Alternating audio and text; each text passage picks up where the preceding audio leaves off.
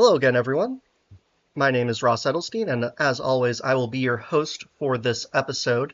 And today we have a little bit different of a view for the starting screen. Instead of our typical background, sort of Pokemon inspired, with a big old text box for the open captions, we have at the top the Progress Pride flag.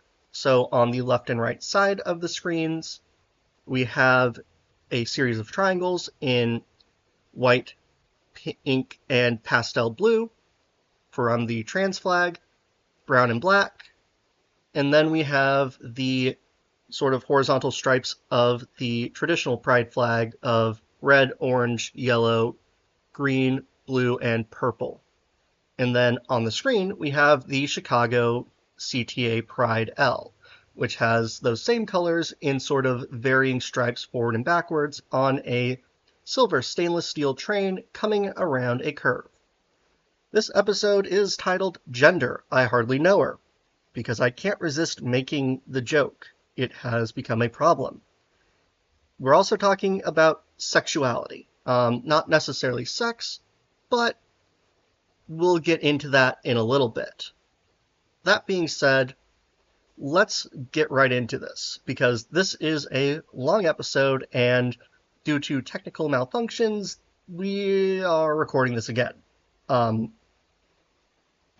let's start with story time with Ross. And I have a maybe here, because on the screen you have the photo of me driving a train, looking absolutely angry, but having the time of my life. But here's the thing, and we'll again talk more about this, but I am a cis straight white man. I am an expert in many things, but one of the things that I have always held an expert can do is know when they don't know things. And so for that, I brought a friend.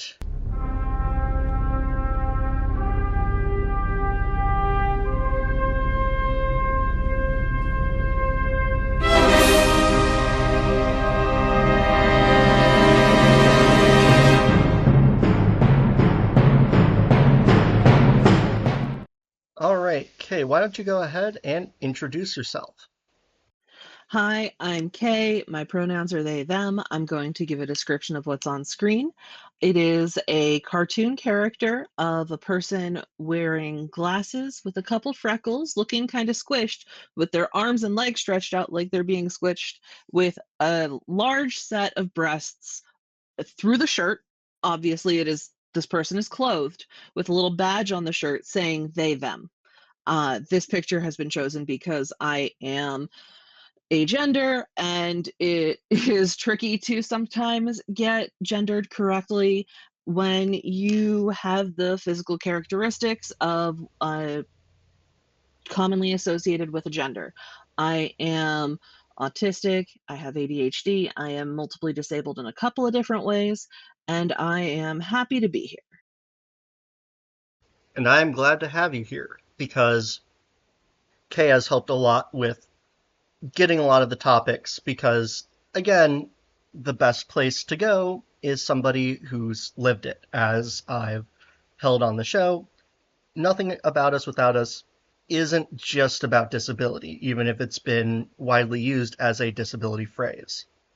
That said, I do want to start with a couple of questions. The first of these questions is, what is gender?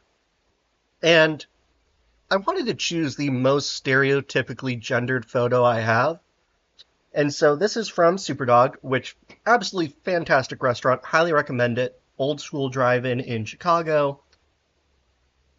And their mascots are a pair of anthropomorphized, humanized looking hot dogs. You have on the right one that is wearing the sort of stereotypical strongman leopard print leotard over one shoulder, sort of flexing his hot dog arms that are in a white skin tone. He is bright red, with like white skin tone lips. If you didn't know that this was like the thing in the 1940s, this would be terrifying. And then on the left, we have a thinner version of a feminine hot dog that has hair, blue eyes, and sort of a blue skirt with a bow on her head. And this is the best way to describe it. Now, there's other stuff in this image, such as the 7-Eleven sign showing gas at 4.25. But that is really the important bit. Because, yes, there's all these other things going on, but then you have this representation. And that's sort of the core thing about gender to remember, is that it's a social construct, right? And this, I want to start by prefacing that this is a very American perspective in this particular episode, as in other cultures, gender presents very differently. And I'll talk about that more in a second. But it's something that is sort of agreed upon. Whether or not people realize it's being agreed upon, much like a lot of disability stuff, gender is constructed around societal norms, or those things that basically have been decided on consciously or unconsciously. Hey, if something is like X, then it is Y. It is a thing because of agreed upon characteristics. Now, gender is different than biological sex, and before anybody gets angry about that, biological sex is a very different thing. It is linked often to it from that conception, and we're more talking with this about the idea of you present with the parts that you're born with. So somebody will be born with a penis, somebody will be born with a vagina, somebody will be born with 2X chromosomes, 2Y chromosomes. That doesn't necessarily always mean that you are that biological sex, because as it turns out, there are a bunch of ways that a body can differ from the norm. And that's sort of the big thing about gender to think about, is that even if there are a lot of things that, how do I phrase this well? Okay, feel free to jump in at all if you want to. So cool. I wanted to make sure you got your basics out there. So, Yes. if we think about generally how humans present across all the different elements of what we look at hair color, we look at height, we look at skin tone. We know that binaries don't really work in biology, whether it is in humans or in the world. There are always mutations, there are always differences. There are often peaks in that distribution of different issues on different presentations and different traits. For example, most people who have ovaries and who have uteruses also tend to have breasts. And most people who have testicles and who have penises also tend to not have breasts. But that is not a hard and fast rule. And people who have XY chromosomes may not have external genitalia. People who have testes may not have external genitalia. It is all a distribution across a spectrum. Right. And even thinking about it from other perspectives, right? I can even throw in something of my own here. Everybody has breast tissue. It's just how pronounced it ends up being. And even some of the things that are typically associated with it, you can be absolutely cisgendered, which cis coming from the Greek for the same. No, the Latin. I can't believe I messed that up with how many years of Latin I took. But cis coming from that meaning the same, and gender being gender, right? But even a cisgender man like me has the ability to lactate, something normally associated with the female biological sex. And in fact, I have, as a kid due to a medication thing. That said, a lot of how we create gender is basically assigning that gender around somebody's usually perceived biological sex at birth. And so, even if these things are linked, it's all about those perceptions and social constructs. Now, going back to that sort of original disclaimer about different societies constructed in different ways, gender identity is not always the same as gender expression. Especially when you're looking at other societies, there can be wildly different ways to express gender. And the ways that they do may absolutely not fit in a binary. They might be in a trinary. They might have positions where you are more fluidly able to switch between genders. But even in the sort of American society that we are going to be basing this podcast in, that gender identity, especially when you're talking about disability, does not always match gender expression.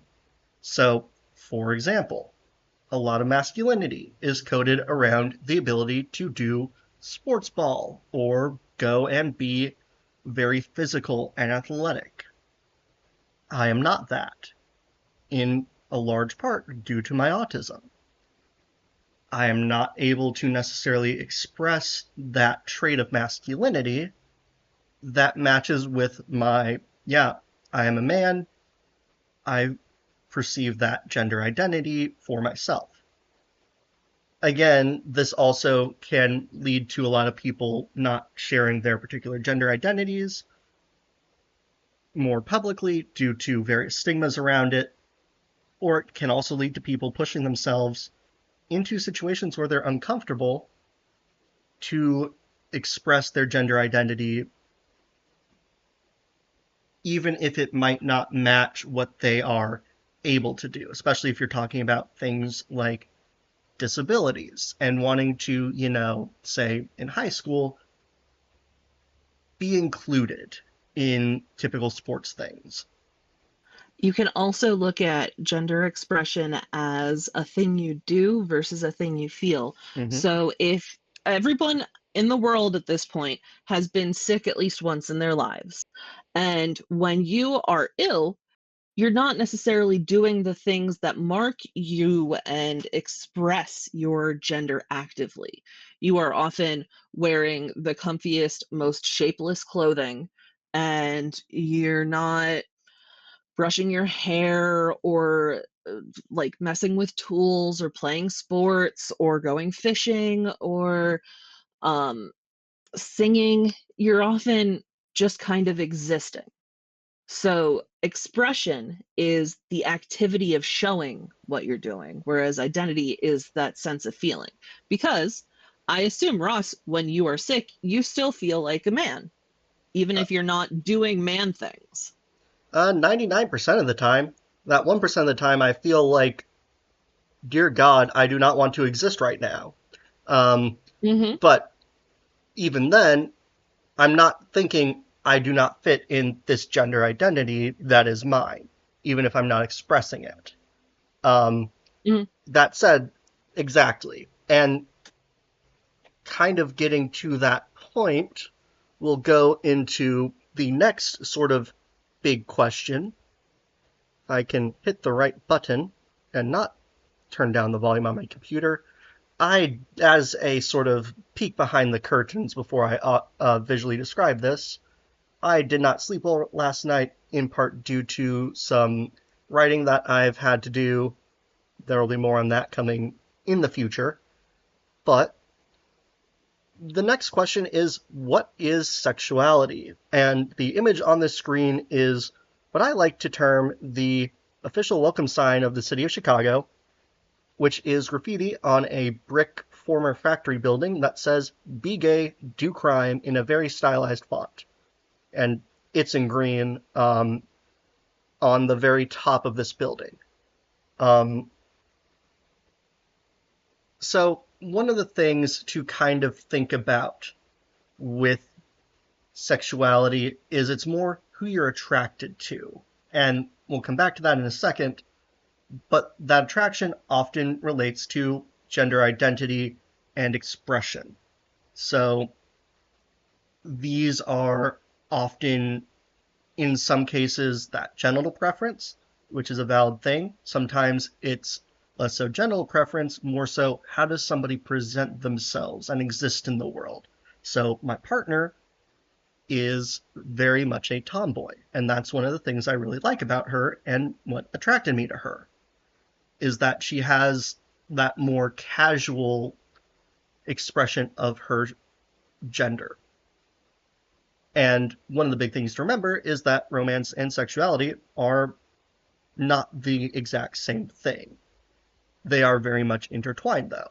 But you can have somebody who, for example, is only interested in, say, having sex with women, but they might be willing to date and have a romantic relationship with any gender presentation. And even though these are intertwined, because who you're attracted to in that more sexual manner is often a big factor in that larger romantic relationship, it doesn't mean that they are the same thing. And as I mentioned in the last slide, a lot of the time this varies based on place to place and time to time. Different places will have different sort of societal norms around this topic. And the other sort of big bit, a lot of non-normative sexual and romantic orientations may not present along those gender norms. So when Kate, you want to go ahead on Yeah, that? I was gonna take that one. So what he's using some more academic terms to say if you're already breaking one of the norms that have a lot of social pressure behind them, you're often tempted to and find it easier to break more of the norms. So if you are just a gay man, right? Not that it's just, but if that is the only real modifier, your understanding of yourself as you are a gay man, then your relationship may not look like people expect a cisgender heterosexual relationship to look like.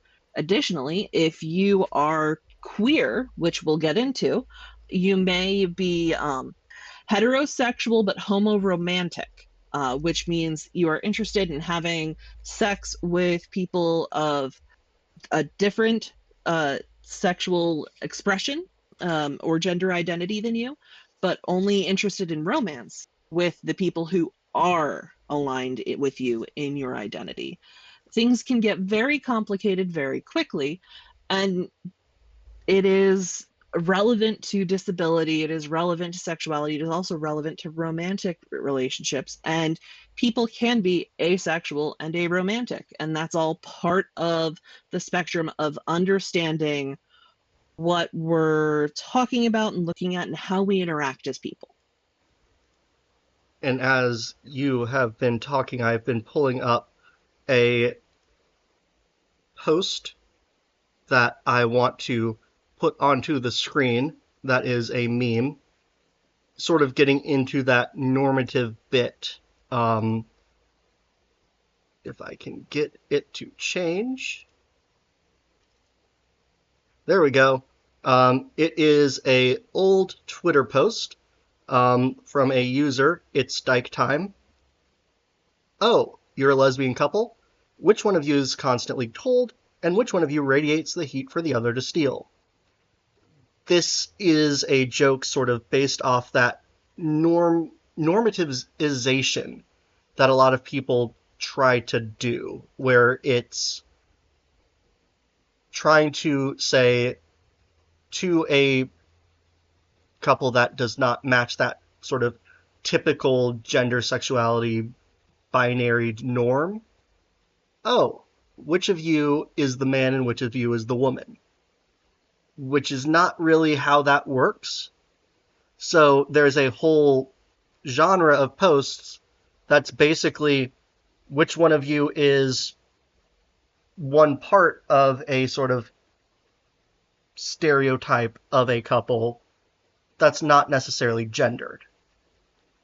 In this case, my partner is the one who absolutely radiates heat, even though she tries to say that I'm the one who does it. The other thing that we can keep in mind when we're looking at this is that there are people who will have relationships with more than one person at a time.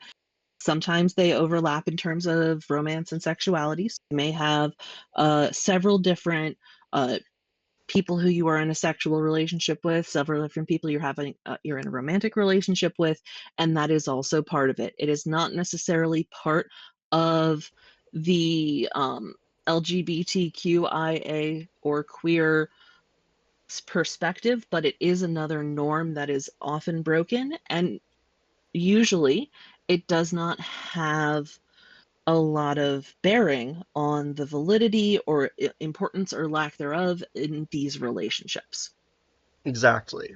And we're kind of going to get into that here in a second, but also within sexuality, there's also the lack of sexuality, right? You can absolutely have people who have no desire to be to have a sexual relationship or very little as asexual people, and people who have no desire to be in a relationship with someone. These are independent things as well. Like all sort of ways of being are valid. Which kind of gets us into our next point of intersectionality. This is another pun picture, as it is an intersection, leaving that open if I decide to put in a rim shot. That said, I have a variety of modes of transportation. So this is a winter day, there are trees without any leaves on them, sort of framing this picture, this intersection, and you have a number of cars, a lot of which are parked, some of which are going through the intersection. You have in the sort of mid-ground to the right, the front of a CTA bus, and in the background on the bridge, you have a Metra Electric bi-level commuter train. And sort of below the bridge, it's concrete and has a dark sort of lit tunnel. And intersectionality really is a good way to think about a lot of this. And I am going to first start by citing sources. Kimberly Crenshaw, who really came up with this idea back in the 80s, I believe. One of the sort of first critical race legal scholars. And as an aside, critical race theory is not what most people make it out to be. It is a academic lens. So people who do research, and primarily legal research, but it can be used in a lot of different fields. I use it at times. It's basically a way to look at a system and say, hey, let's apply this critical lens, saying how do these systems affect, in the case of critical race theory, folks who are not white? How does it impact them generally in a negative way? And how does race help construct these things? There's also critical disability studies, which you've heard me bring up a lot of those arguments. That operates in a very similar and, in a lot of ways, sort of developed in conversation with critical race theory. But Crenshaw is the one who came up with the idea of intersectionality in the first place rather, to address the sort of ways that different parts of somebody's identity can overlap. So everybody has most of the things we're I'm, going to talk about. I want to make sure that I call out specifically a little bit more of what Crenshaw was talking about. Crenshaw was specifically, in many instances, talking about how the intersections of those different identities can present a unique and different way of experiencing harm, discrimination, bigotry, those things. So the best example is misogynoir, which is the intersection of sexism and anti-blackness or racism against black people. And it is different to experience those things as a black woman than to try and combine the experiences of someone who is black and someone who is a woman, because it has more going on at that intersection. Exactly. And that's what I was about to get into, actually. Everybody has different parts of their identity.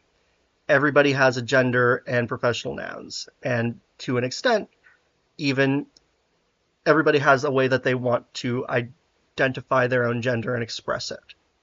Whether that's the having no gender also sort of fits in there. That is a part of it. Everybody has a sexuality.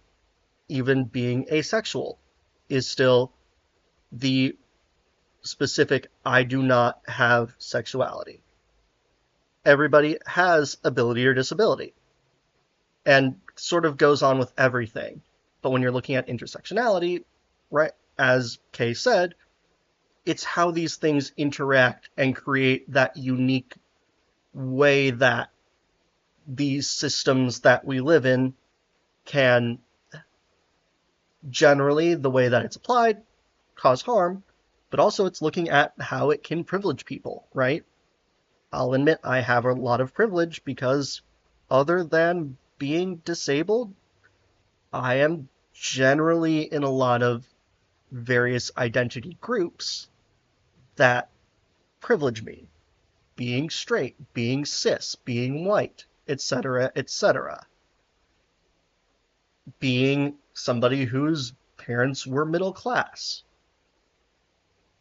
And it's really looking at how do these aspects of a person work together, and as Kay said with misogynoir, which I will have in the captions to spell that out, but it is looking at how do they come together to create unique ways that discrimination can occur. Now, I also want to here hit on a few different terminology bits before we get into a lot of the meat of this. First, I have a very long acronym, and we'll talk about it first. 2SLGBTQQIPAA, which is lesbian, gay, bisexual, transgender, queer, questioning, intersex, pansexual, two-spirit, asexual, and allies. Which allies should not be in the acronym, but Yes, you earn your allyship from the people who are in the more marginalized groups. So if you want to be an ally or a co-conspirator or whatever, then you have to prove it. It is not a title that you get to claim. exactly. And again, it's the you become an ally by walking the walk, not talking the talk. It's but the extremely long acronym that often gets applied to people who do not fit within gender and sexual norms of society, bottom text, because I can't stop making that joke. Um, the people who apply that label generally are doing it as a way to make themselves feel good, which is generally what happens when somebody applies the label ally to themselves. Uh, It's also a way of trying to make sure that everyone represents while maintaining a more assimilationist point of view, meaning trying to include everyone and make sure that everyone can work with society as it is.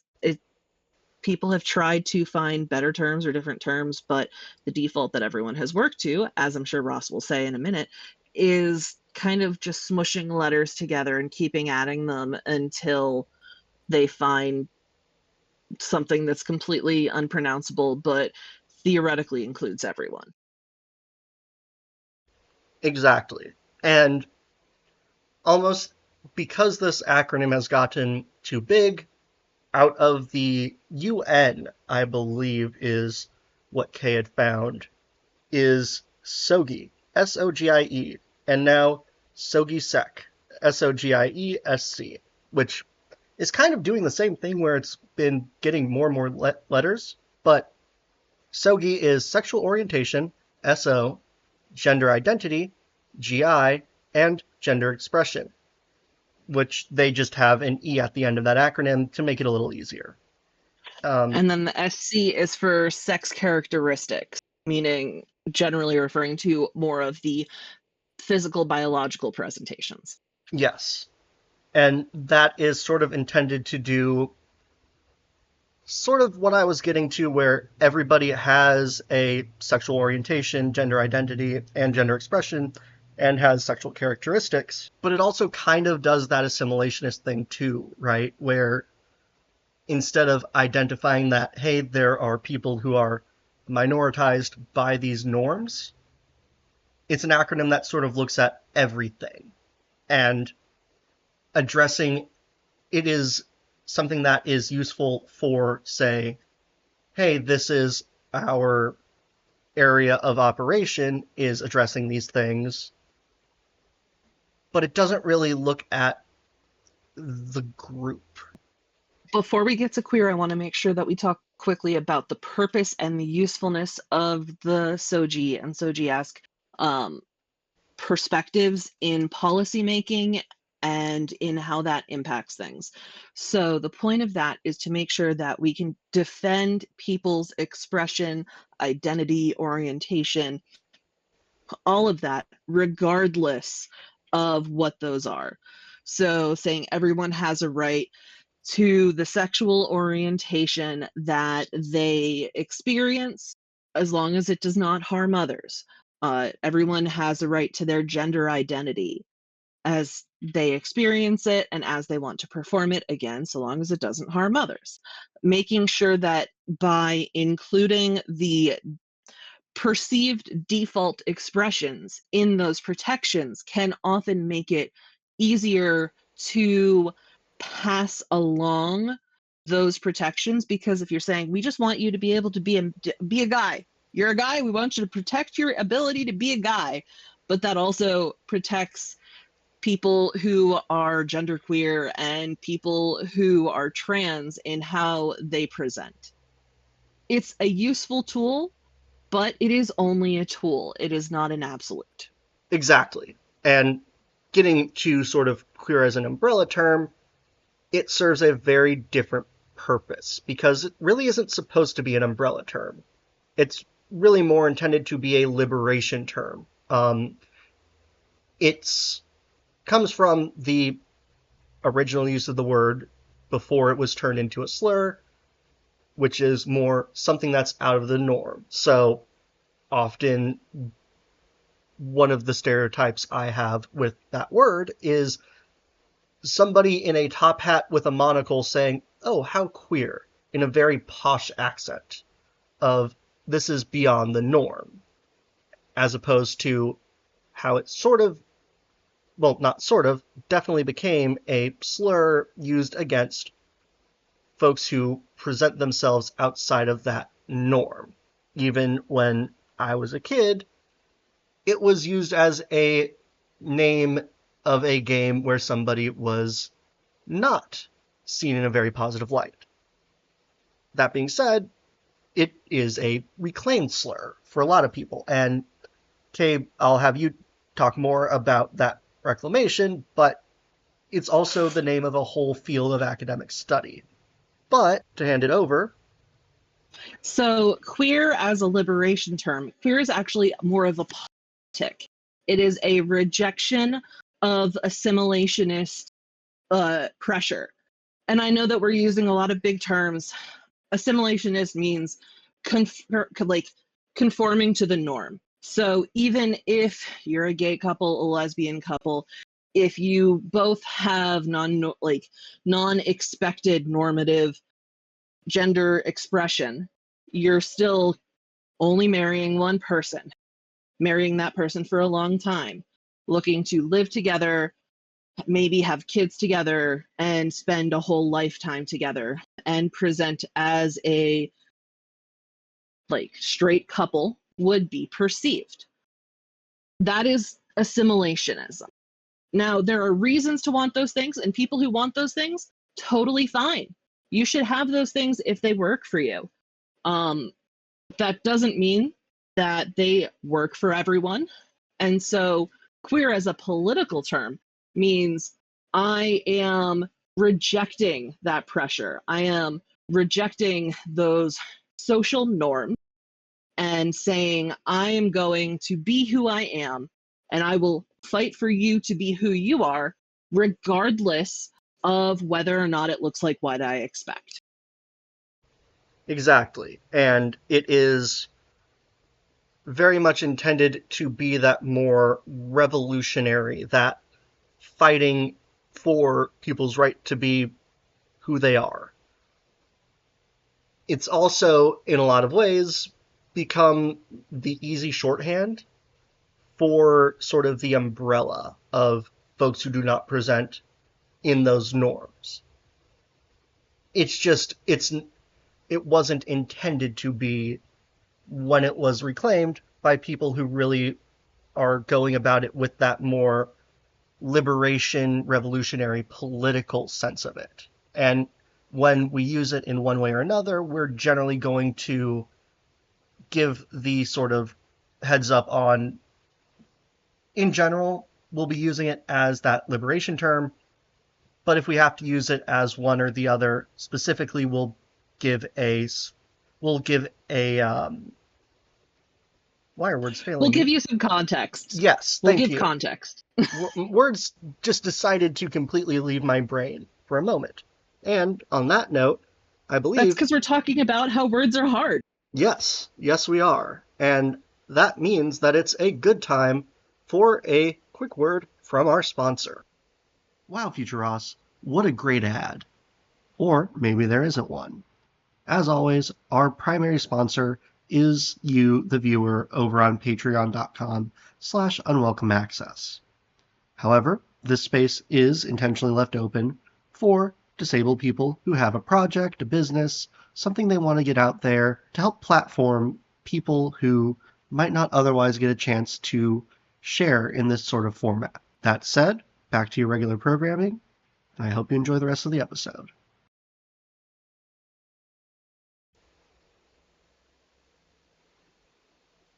And we're back. Thank you, Midroll Ross, for that riveting presentation. It's just the normal pre-recorded thing, of course.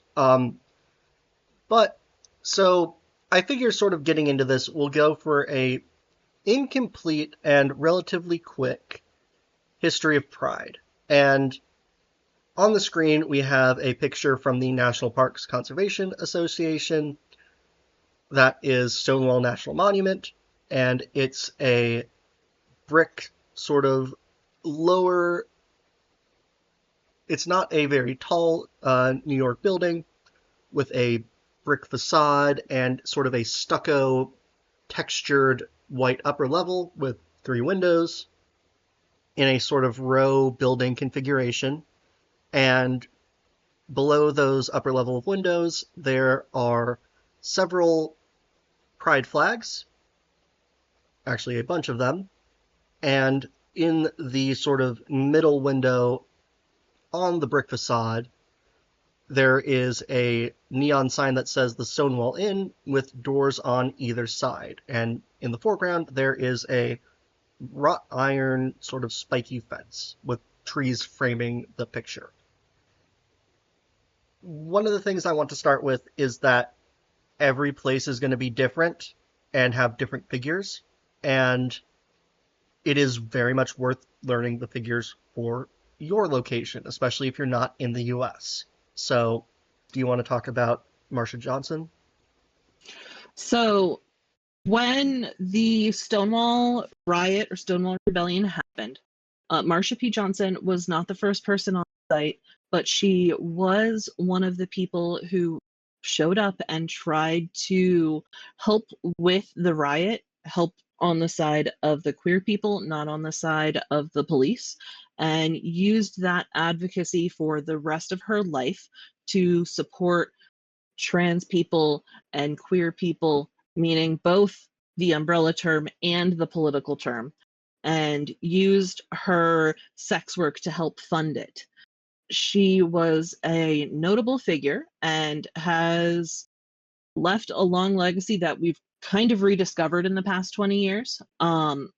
There's a lot of information about her online, but she is often who people refer to, along with Sylvia Rivera, for United States pride people, like pride figures of note. But that does not mean that she is a figure of note for the whole world. For example, in Aotearoa, which is New Zealand, there are entirely different people. There is an entirely different timeline. Their festivals are in February and March, and it has nothing to do with American pride and American rights. And because of how America exports its culture and has this kind of political and sociological and social hegemony, meaning we're kind of trying to make it apply to everyone, there are people who are from places that know more about Marsha P. Johnson, Sylvia Rivera, and the United States figures than they do their own figures and timeline. And those are important. Exactly. But sort of to get into it, as Kay alluded to, Pride was originally the Stonewall Riot of 1969. And there are a number of stories, all of which are in some way, shape, or form apocryphal because we don't really know exactly what started it. The one that I tend to go with is a trans woman threw a brick at a cop who was trying to basically shut down the Stonewall Inn. But there are any number of different stories depending on which oral tradition you're going from, because a lot of And this is one oral of the history. common, yeah, one of the common counterpoints is that the first person to fight back may have been a black masculine lesbian. Um, that person has spoken about it in conflicting ways, has said that she was and she wasn't. And we don't have to know the individual figures in order to know the importance of what happened. Exactly. And when we say fight back, I want to roll back just a smidge and talk a little bit about the history prior to Stonewall, because a lot of people tend to point to Stonewall as almost a the gays trademark umbrella term, etc., reductive, were not something that existed prior to this incident, when that is not at all the case. People of all sorts of differing sexual and gender identities and expressions have existed at all times. They might not always look like the ones we understand today, but it's always been a thing that's existed, right?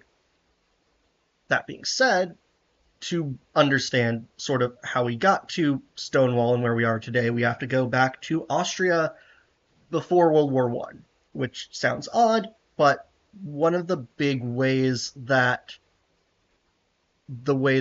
in particular the government and then society at large began to understand sort of folks who do not conform with those gender and sexual norms is due to a honeypotting scheme, which is essentially a spycraft term where a nation sends somebody that a important figure in another nation is attracted to have sex with them and get blackmail material.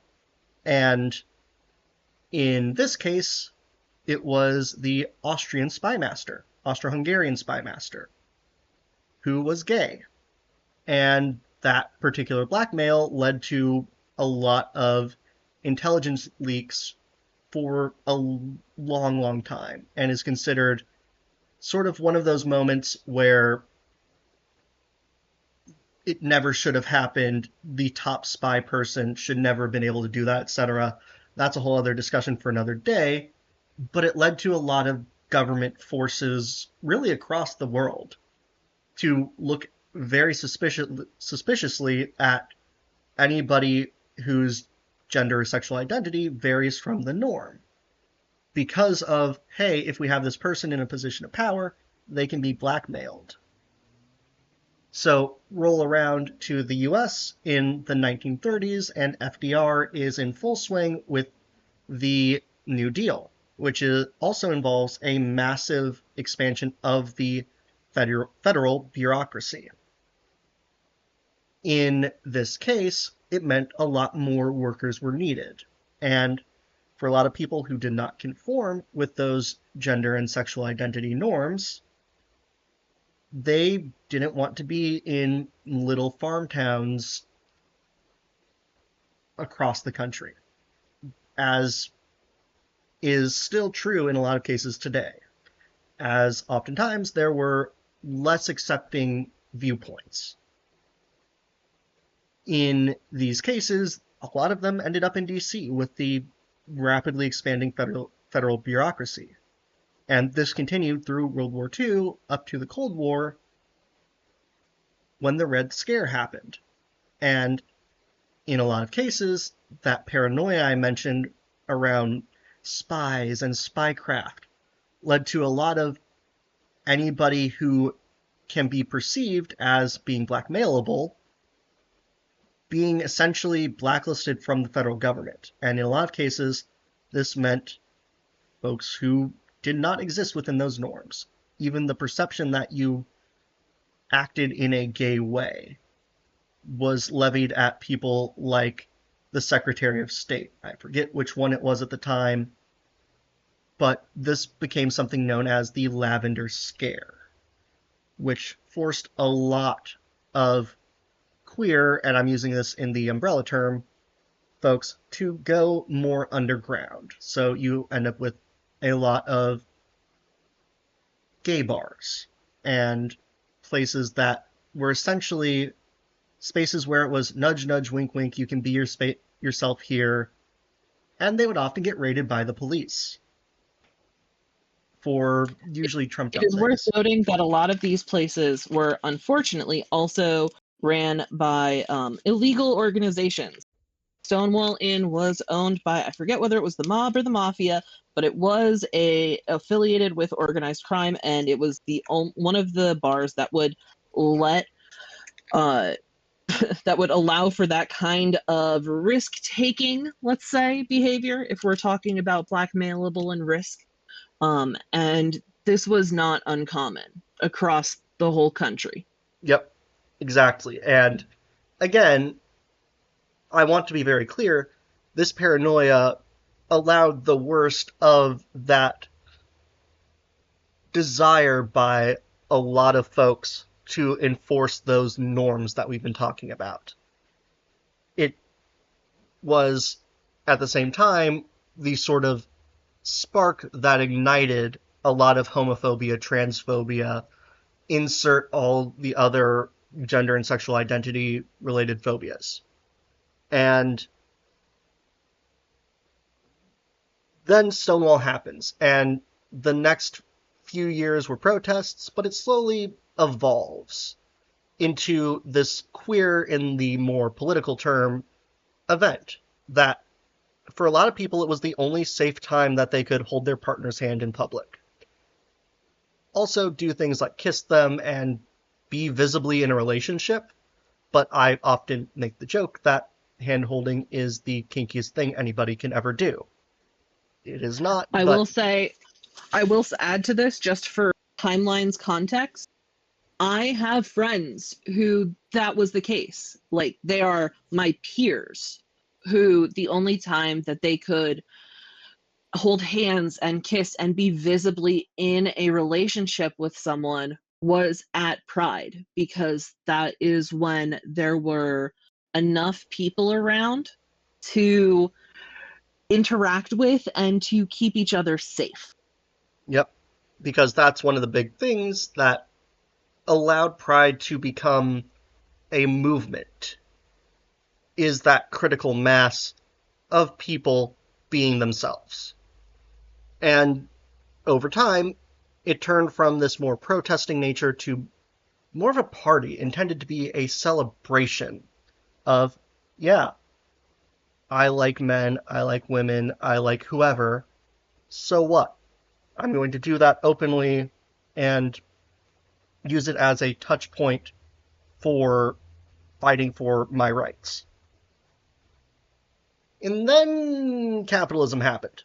Um, there was, especially with, as we've talked about, the assimilationist sort of pushes from society, as pride got more and more accepted and became less and less, almost by necessity, radical. I want to defend a little bit of the assimilationist. So, one of the reasons that marriage equality was a big push was because of the AIDS crisis. There were people who had been together for decades and were not allowed to visit each other in the hospital or make decisions about care. And often this meant that the hospitals would call distant relatives who disagreed with people's lifestyles and would not take responsibility or act in ways that were in line with how people wanted to be treated. So there is a reason for some of this assimilationist thing. And there has always been a tension, at least throughout, let's call it modern northwestern hemisphere culture, between assimilationist, non-normative sexual and gender identities and queer identities. But now that things became less and less risky, you have what we're talking about here. Yes, exactly. And when I say assimilationist, it's less so pointing at the people on the ground and more so at these sort of external forces that are pushing them to that.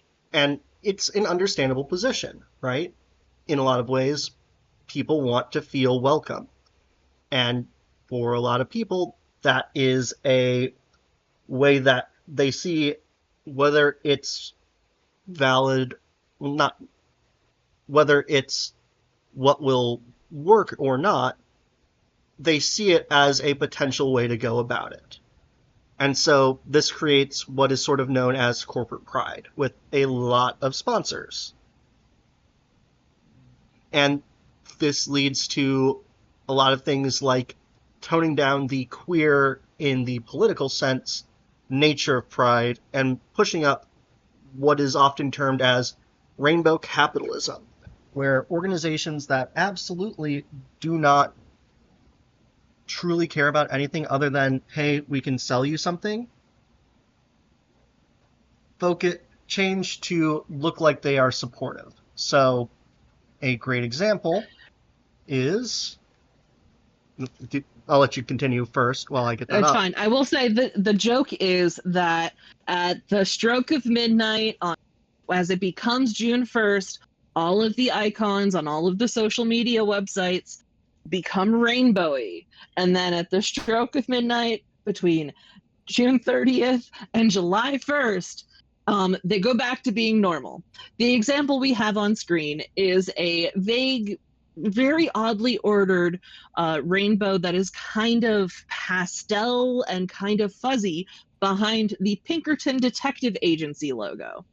Those of you who are familiar with history will know that the Pinkerton Detective Agency has been involved in some of the most notorious pro-corporate, anti-individual battles and rights issues across the United States. To this day, they still exist, and I believe Wizards of the Coast, for example, still employed them to very recently Yeah. to recover technically unreleased Magic cards from a streamer.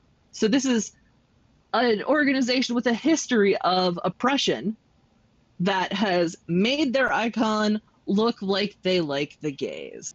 Yep. And that is exactly why I went with this one as the example, because you also get other military industrial complex organizations that will throw it up. But also notably, in a lot of cases, it's in the US and the Western trademark world, where it's acceptable to change your logo to say you support the gays. Whereas in places where you do not have those same sorts of levels of acceptance, where it's a lot more dangerous, you're not necessarily going to do that because you're afraid of the consequences. And it's all a attempt to try to make an extra buck or two. And this is notable in an example in the United States in Target. So this is just a common example. Target used to have a very robust Pride collection that it put out every year. It courted the queer community throughout the year, both in terms of a little bit of liberation, but also in assimilation. And then when a couple of years ago they started getting some very strong backlash in stores where people who had very regressive views would come in and destroy merchandise and destroy displays and start screaming and threatening employees and accusing them of really horrible things. um, and then after that, they backed off very strongly off of their focus on pride. You can see in the image on the left, there is a brick wall with a recessed Target logo, which is a red circle um, with some space and then a red, like, smaller circle inside of it. And on the right, there is a button down shirt in an extra small with very small, dense patterns of rainbow hearts and trans hearts all over it. And the tag reads header copy, body copy, followed by the text of lorem ipsum, which is often used as a placeholder text to do your typesetting and designs before you fill it in. And then it says adult woven top. So you can see that this item was not well thought out. It was kind of thrown together as a last ditch effort. I Mm, also know that this year's Target Pride collection is mostly beige with a couple very subtle rainbow accents on, say, the waistband. It is not what you would think of when you hear the word pride, let alone when you hear the word in context of queer gender sexuality, identity, liberation. yep. And this is something to keep in mind is that these sort of, when we're talking about any sort of broader movement, there's always external and internal pressures. And the way that corporations have behaved around pride is one of those big external pressures that has led to a lot of what we're going to talk about in a lot of ways. But to that end, let's talk about disability and sexuality. Now, on the screen is my partner who looks done with my shit, um, holding her hands together, wearing a Be a Nice Human shirt that she just had. I did not realize it when I chose this image that it had a rainbow below that Be a Nice Human, but it does. Um, and to the right, it's a World War II Navy poster looking for enlistment that has a sailor loading a depth charge, which is basically a cylinder that you throw at a submarine to destroy it because it's under the water. And it says subspotted, let them have it. Um, as a play on the submissive identity in more sexuality, orientation, kink spaces. This just tickles me pink every time I see it. Um, and this is also where I put in my usual spiel. Go watch Crip Camp, or else I will come to your house and live in your walls and eat your snacks. All of them. Every single one. even the ones I don't like. But Crip Camp gets into a lot of this as one of the featured couples ended up doing research on sexuality. But there's a fetishization of folks who do not fall within the norms. But there's also a infantilization and sort of decision that people are not making these decisions fully. So what I sort of mean by that is that for some groups, and sometimes it's the same group, there's this idea of them being somehow more attractive, or at the very least, more susceptible to somebody. Susceptible is probably not the right word there. But there's also this So, idea that, sorry, go ahead. so I can go into this. So there are often two different ways that objectification happens regarding disabled people and sexuality and gender. Either we presume that the person is too ignorant or too innocent or too mentally incapable to engage in anything related to these things, or we look at them as sexual objects that are only there to be desired and used. I will not go into the specific ways that people fetishize certain elements and infantilize others. I will say that commonly amputees and little people are often fetishized, and people who have intellectual disabilities are often infantilized. This is not the case across the board. Everyone is their own mental age. Everyone has their own rights to engage in or not engage in whatever they choose. But that perception of difference affects how we perceive gender and sexuality. Exactly. And this often leads to differing experiences for both groups around partners and their acceptance by these partners, right? So oftentimes you can be afraid to reveal things, whether it's a disability, especially an invisible disability, or whether you have a sexuality and sexual preference, not sexual preference, I'm going to cut that out, whether you have a sexuality that does not comply with the norms, especially if you're dating somebody for the first time, you might be afraid to say to them, hey, I am, say, autistic. That was something that I dealt with a lot. Or sort of from the other side, a lot of bisexual women in particular get treated as if they are a quote unquote unicorn, meaning they are somebody who will be this perfectly spherical, unattached, do all the work of being in a relationship without any of the emotional and material benefits of being in that relationship. That is a common thing to happen. Bisexual men oftentimes get sort of erased or treated as wrong, even by somebody they've been with for years. I don't know if you have anything you want to add on that particular bit. So often, a lot of the ways that we treat bisexuality are across the board. Unicorn as a concept is one of the few ways that we have a stereotype that is acknowledging that sexuality as opposed to rejecting it. A lot of bisexual men get told that they are indecisive and should just choose to be gay and stop being afraid, which isn't how bisexuality works or pansexuality. There is debate about how those words work.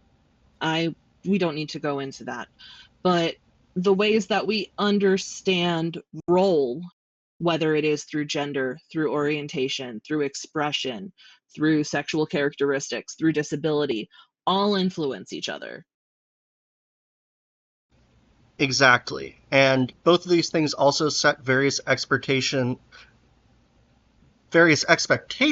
even around how you engage with these things and how you're able to participate. And while we're not going to talk about the nitty gritty too much here, there are people who, in particular, who might have various disabilities that affect how they can get around and move their bodies.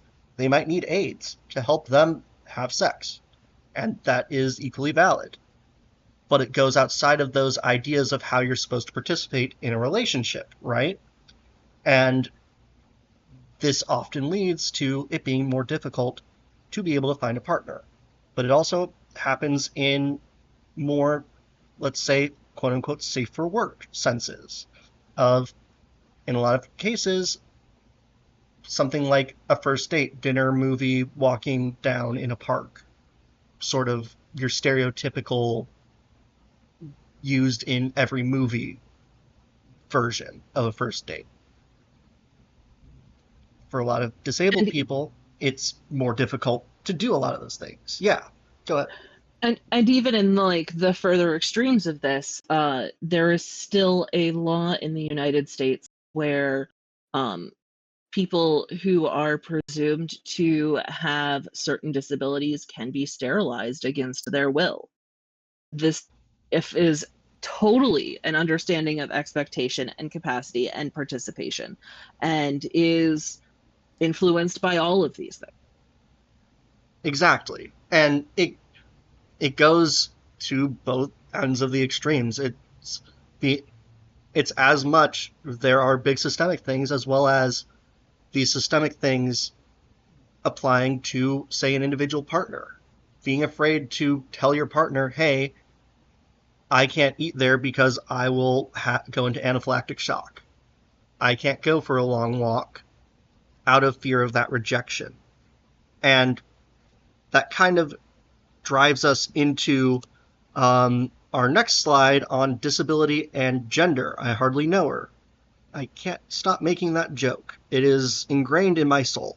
Um, Now, on the screen, we have one of my favorite genders of train, which is little guy pulling something much larger than itself.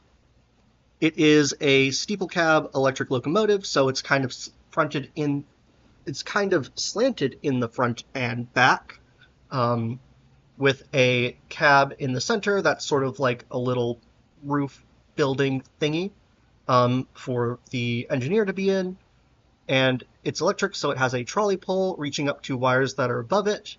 There's a couple people taking pictures of it doing its thing as it pulls a boxcar behind it. Um, and this thing is like half as long as the boxcar. It's just a little guy.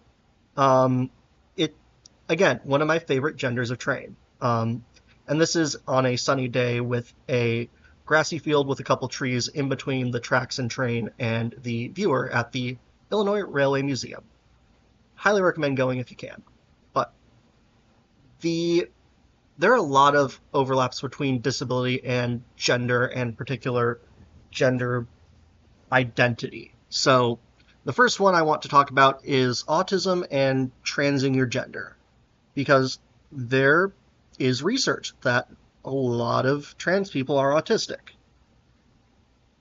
This is less of a causation and more of a correlation, right? So, first of all, the rise in the number of autistic people is more us better understanding autism.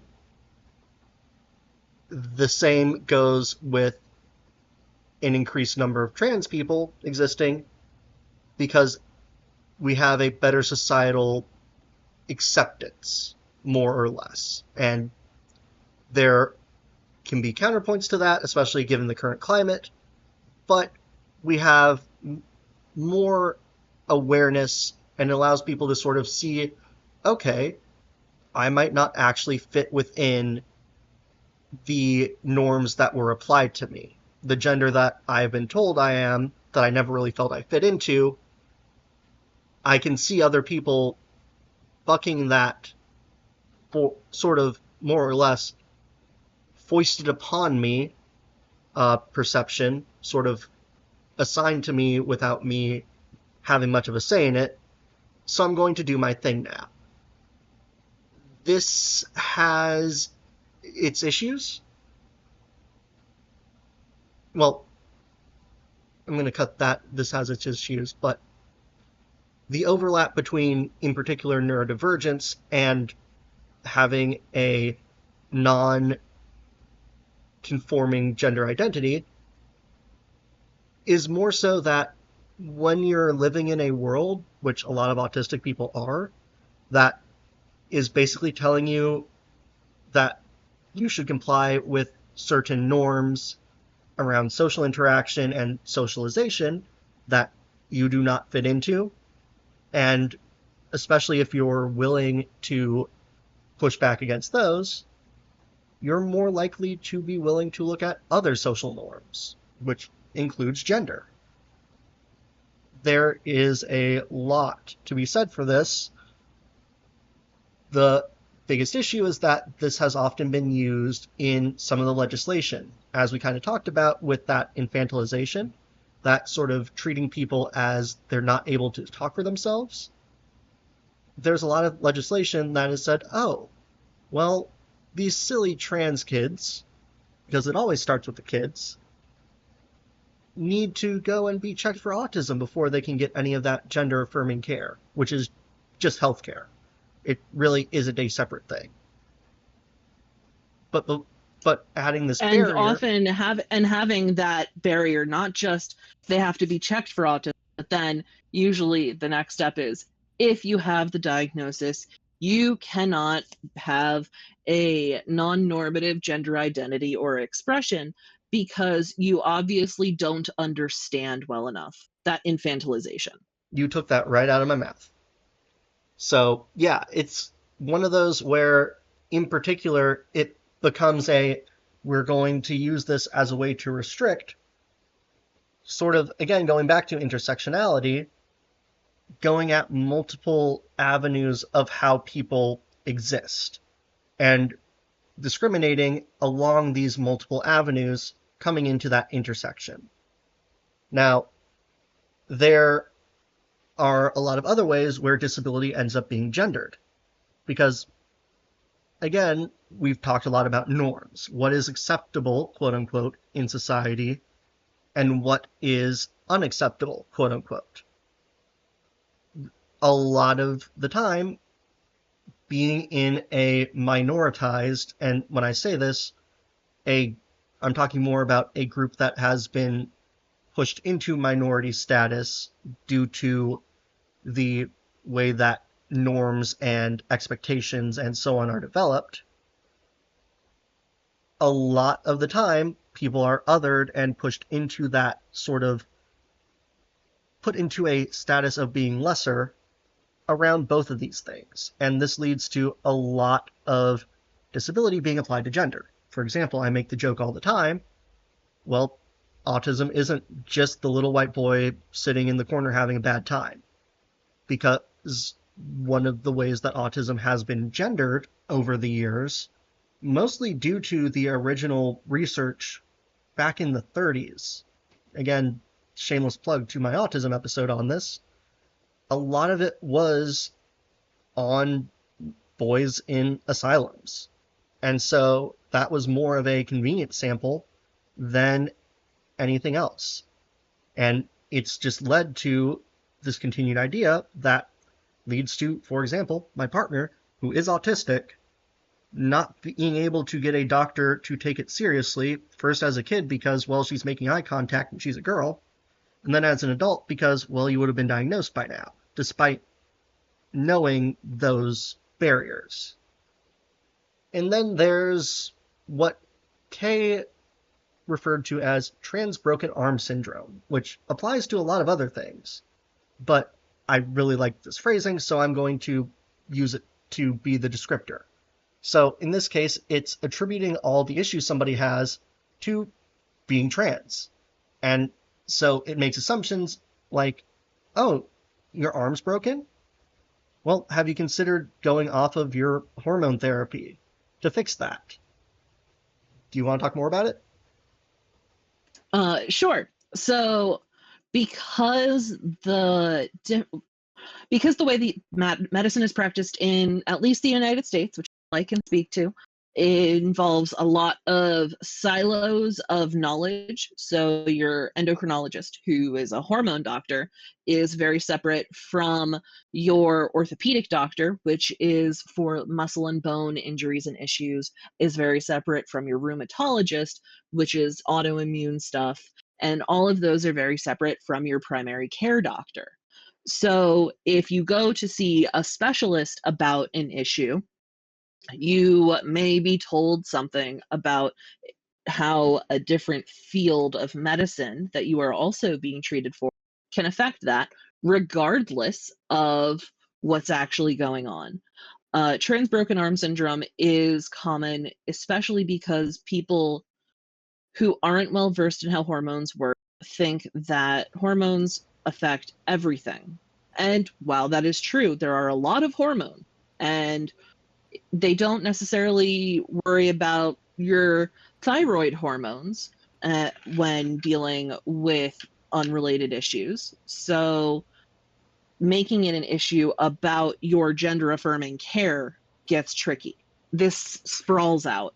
So, I know of practicing counselor, like a therapist, who at one point told her one of her people in her caseload to go off of her hormones because it was obvious that her hormones were making her emotionally unstable, when that's not what was happening. This person was having a lot going on in her. Um, we know that, for example, people who have medically transitioned and had surgical transition access in the gender affirming care of their lower halves, usually changing the structure of their genitals to better reflect the identity that they understand, may have a hard time getting pap smears if they are, for example, a trans man who still has a vaginal canal, or getting a prostate exam if they're a trans woman. It is a really unfortunate incident. And if you're listening to this podcast, you know that there are other ways that this kind of issue, where you transfer responsibility for what's going on from one thing to another, happens across the board. Oh, you are overheating because you're autistic, not because you're on too many medications. Oh, you have one thing that happened to me. They were very concerned about my weight when I had a cyst in my ear canal, but you don't have any weight issues related to your ears. Um, it is a common thing, and it is well known enough within the trans community. This term is on Wikipedia. Yeah, and almost building from that, it's it also happens for other things, right? There is a lot with cisgender women and their expressions of being in pain that do not get taken as seriously as when a man says the same thing, especially when you look at, and race and healthcare is going to be a completely different episode, but when you combine gender and race, black women being treated as if they somehow don't feel pain, which is a whole thing in and of itself, right? But yeah, there's a lot to be said for that, even in if you do fall within those more typical gender expressions, right? So a lot of women in particular are not taken seriously around pain or other medical things. And this is doubly true, again, going back to that intersectionality bit, and race and disability is a whole other episode. But when you're talking about black women being treated as if they feel a lot less pain, which leads to black women having some of the worst medical outcomes in the country, right? There's a lot of that overlap between these gender presentations and disability, regardless of anything. And it's one of the big ways that people are often silenced. And it always has been, right? It's things like, you know, creating an idea that if a woman is, you know, acting out, well, there must be something wrong with her, and creating an idea of hysteria. Also, what leads to the lobotomization of Rosemary Kennedy. Go to my episode on the Kennedys for more on that. But I do want to go ahead and talk about two last things, or rather, give them over to Kay to take the lead on the recent, well, and the even more recent ones, particular the gender affirming Supreme Court case, gender affirming care Supreme Court case that came down recently about basically allowing states to make that decision that it's seen as mutilation of children to provide them with gender affirming care.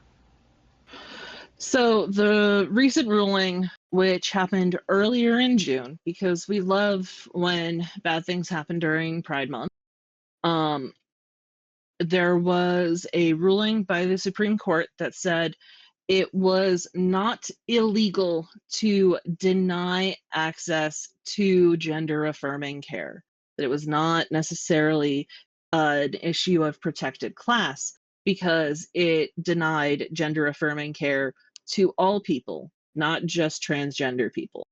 This is this is I know it's a very fancy term. It's what I like bullshit. Um However, there is a lot to yet be determined on how the government is going to handle these things. There's rulings that are trying to be put forth by Health and Human Services as to what can and can't be covered, all sorts of things. And we know that these treatments have some of the lowest regret rates of all medical treatments across the board. We know that they are often well understood, well documented, and can be relatively easily performed or managed. And it is I don't have strong enough words to convey how upsetting it is to continue to watch this small issue, and it's not small to the people it affects, but it is a relatively small percentage of the population, have become such a big deal and get used to scare people who don't know any better. So Exactly. that is my take on the Supreme Court. Exactly. And it's also one of those where every time that people who want to be transphobic in particular want to put that into policy, they root around and find the incredibly small percentage, and to the point where it is statistically insignificant as a number. And I'm not usually one to throw that around as a disregard people. In this case, it is doing the exact thing that the people who want to say, well, trans people shouldn't exist, etc., are claiming that people who want trans people to be allowed to exist, which shouldn't be a radical thing at all, are doing. It's the claim that, oh, you're just cherry picking, when they themselves are doing exactly that. But for the last one, we wanted to include a little bit on autogender and neuroqueer identities. So autogender and neuroqueer are terms for that intersection between autism and gender, or autism and sexuality. Autogender is a term that kind of means that you cannot understand your gender without including the perspective of how autism affects it. It is not saying my gender is autism. It's about your relationship with your gender and how, for some people, that is heavily informed by their relationship with their autism. It makes sense, right? If you have issues with social cues or social, and gender is a lot about social cues, and so, as you've heard us say, then having that be informed by also your understanding of those things through both your understanding of gender and the way that your autism helps your brain work would make sense. Neuroqueer is is kind of a combination of how you understand the world and how you participate in relationships and normativity. So this is using queer in that political liberationist manner. It is generally used to say that you are queering, meaning subverting or defying or liberating oneself from both neuronormativity, meaning holistic expectations for if we're talking about, but there are other types of neurodivergence, and heteronormativity, saying I am not going to, like, the way that I act, the way that I am, the way that I understand the world is informed by and an expression of this rejection of what you view as unnecessary or unwise or cruel norms. I think they're both good terms. I do too, and I think that they are ones that definitely are important to consider when we're talking about especially these overlaps. But I want to get into sort of our last bit, which is yes, we've talked a lot about these sort of higher level things, but let's talk about community. And in particular, queer, using that umbrella term for simplicity for the title, community, and disability. And on the screen, I have just a photo I like of trains because that's me. This is taken from a Metra locomotive, not locomotive, gallery car. You have a seat in the foreground, and then out of the window, you have a platform pole with speakers and the sign that indicates which platform it is. And then there is the highway with one car zooming by. And then in the middle of the highway is a CTA Blue Line station with two trains pulling in on opposite platforms. And again, it's complicated as a big part of it because one of the reasons why putting everybody under an umbrella doesn't always work, and especially when you're looking at a group that is both political and gets politicized a lot by people from outside of the group, there are a lot of complicated forces at play. And sort of as Kay mentioned earlier, and I'll give them more space to talk about it, there's a lot of that comes from how gay communities and HIV and COVID impacted that broader community. So at this point, I am assuming that everyone who is listening understands that in the starting, I believe, in the very late 70s through the 80s and into the 90s, there was a humongous issue with gay communities and HIV. At first, people didn't know how it was spread, and it was called gay-related immunodeficiency disease, or GRID, because we didn't know it was a virus. We just knew that gay people were getting very sick. And so I'm going to define a term quick. Decimated usually means killed 1 in 10. Gay communities were not decimated by HIV and AIDS. They were destroyed in a lot of times. There are reports of how much loss was going on, and it is incredible. And often because this was poorly understood and no one knew how it transmitted, no one knew how to take care of it, and it was very under researched because Ronald Reagan, I don't feel like I need to say anything much more than Ronald Reagan did not like the gays, and so he didn't care. So everything was under researched, and nobody knew how to deal with it. So a lot of healthcare providers did not take care of people who presented with these issues, or even people who straight up said, I'm gay, but I wrenched my knee, I have the flu, whatever, because of the fear of HIV and AIDS. This meant that the community had to learn how to take care of itself. There's a lot of stories about this. I am not well educated enough to go into the depths of how this happened. There are a lot of stories, a lot of organizations that talk about it. ACT UP, which is one of the most well known AIDS and HIV activism organizations, is still around. And so people found their own ways to get medication or would take care of each other or helped start special clinics that only dealt with these populations and figured out how contact tracing could work and how things were spreading and things of that nature. But that means that the community also has a lot of experience with a rapidly transmitted disease. So when COVID came around, there were still big parties, and one of those big parties called a circuit party. I'm not going to go into what that means.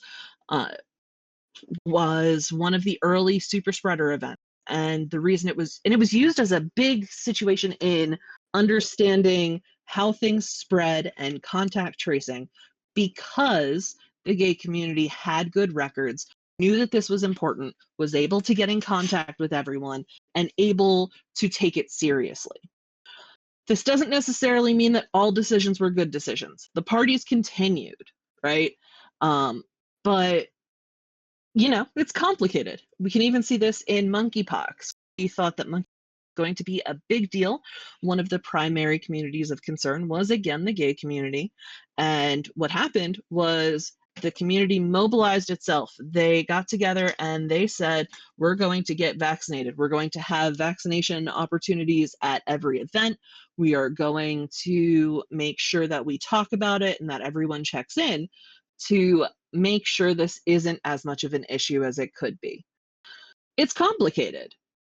It doesn't necessarily stop or it doesn't necessarily make huge, but it is a thing that people are aware of. Exactly. And I do want to hit, before we go on Ronald Reagan, some of that goes back to, again, the Lavender Scare, because Reagan was very active in a lot of that, especially around the broader Red Scare that the Lavender Scare was a part of. He was the head of the Actors Union in the late 30s, early 40s through the 50s. He was very involved with that and did a lot of the sort of rooting out un-American behavior, which is what launched his political career. So there is a history there. A lot of these things, as it turns out, are connected. Um, that said, getting to some of that today and hitting on that, there's a lot of how, in particular, queer umbrella term community, and also in the more political term, develops that has an impact on disabled people being able to participate. And as Kay said, COVID is still a thing. It has not gone away. The parties never really stopped. And so that means that a lot of people who are immunocompromised haven't been able to participate in things. There's also a tendency to not necessarily always think about the physical barriers for a space, right? This is not exclusive to queer communities in that more umbrella sense, but it does mean that in a group that is trying to send the signal that you are welcome here, people end up not feeling welcome. There's also, as I put on here, oh god, it's so loud, in all caps, a lot of the way that these events, from what I have come to understand from various friends who are queer, is that they tend to be a very party atmosphere. Pride is the best example, where I think almost every one of the big festivals is, well, a festival. There's a lot of concerts, there's a lot of ruckus, which is probably a meaner sounding word than I intended, but there's a lot of loudness, and it can lead to a lot of people getting overwhelmed, just having too many people around. There is, and I'll hand this over to Kay to talk more about, this isn't just about an autism thing. It happens with all disabilities. So there is a good example of this by a very talented photographer where most of his work is not safe for work. There's a lot of nudity and sexuality explicitly portrayed. His name is Robert Andy Coombs. He became paralyzed in 2012 and while pursuing a BFA for photography. And he has used his photography to help him understand and process and exhibit and document sexuality at the intersections of being gay and disabled. And one of his collections, he takes a lot of Polaroids. And so he takes many Polaroids at Pride events.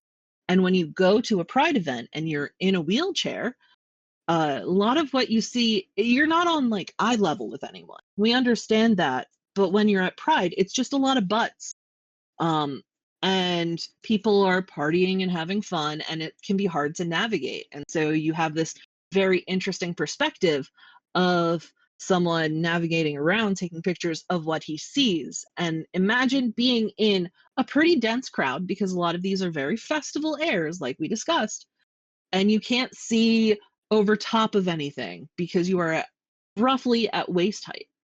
A lot of these events also, not just Pride, but queer events in general, take place in less accessible spaces because they are more affordable. So you have stairs, you may have a no step uh, main floor, but none of the tables are accessible, or you may have no chairs, or my favorite, you have an accessible main floor, but the bathroom with the required uh, accessible bathroom stall is down a flight of stairs. These are not uncommon, and you often may not have ASL interpreters, you may not have captions, you may not have visual descriptions. These things are not built into the events by default. And it is tricky because there's a lot of push to have the things exist regardless of meeting disability related needs, because then at least it will exist as opposed to not existing at all, which is both understandable and incorrect. So it gets tricky. Exactly. I'm also going to roll into substances and alcohol. So there is a long history in the queer community because of how it has been pushed to more recreational spaces, that it has a lot of connections with alcohol and with drug usage. There is even a term in the UK called chemsex. Again, that's a thing. I'm not passing judgment, and I'm not going to define it for people if because it's morally gray area. Um, but when you all have a space that centers around recreational consumption of substances or casually available substances, that space then is off-putting at the very least to people who have had issues with substances and alcohol. And it gets even trickier. Exactly. And also considering that there's a broad spectrum of disability, right? A lot of the discussion, in particular, when we're talking about, for example, autistic people in queer spaces, tends to focus on people with lower support needs. People with higher support needs can still be gay, they can still be trans, so on and so forth. And those are equally valid and equally need to be included. But oftentimes, this is not something that ends up happening, right? There's a lot of, in theory, support, but when it comes to practice, making those changes to how things operate doesn't always end up happening. And sort of getting to the last point, there's a lot of different experiential wants and needs. Not everybody wants to go to the party. There's any number of disabilities that mean that the party is the absolute wrong environment for you. being able to have events that are in quieter spots or in accessible spots, as well as providing that broad way that people can come and be a part of everything, is just as important as creating a space that people can be themselves. Because the reality is, if you are creating a event where you are saying, hey, we want to make this so that you can be you. You can love who you love, you can present how you want to present, but then basically at the same time tell somebody who's disabled, well, but if you need something to be able to do that, we aren't going to help you with that. What you're really saying is that you only want people to feel welcome and accepted if they meet a certain definition of people.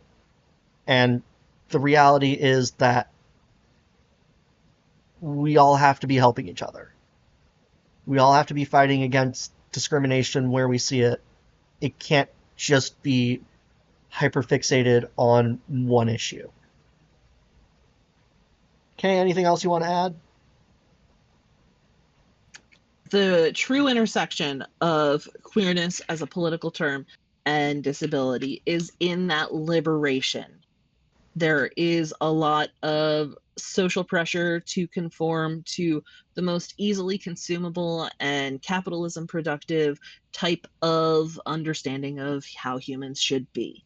And in order for people to truly have the liberatory freedom to express themselves and live and fuck and have relationships in the ways that work for them best, we have to continue to fight and push for actual liberation beyond assimilation. Because if everyone can have sex and love and act how they want, unless you're disabled, that's not liberation. If everyone can be taken care of and has access to community care and to healthcare, except for gay people, that's not liberation. We have to find and understand and participate and support and work towards the ways of existing and the ways of having society that support and facilitate and encourage everyone to live in ways that work as a community, as individuals, and as people. Exactly. And I hope that for those of you who might be coming at this from a very different perspective, this gave you some good background information. I hope that everybody enjoyed this episode, and I hope everybody has a great rest of your day. Happy Pride, and looking forward to Pride 2 Disability Boogaloo starting in about 2 days from the date of recording. Have a great day, everyone.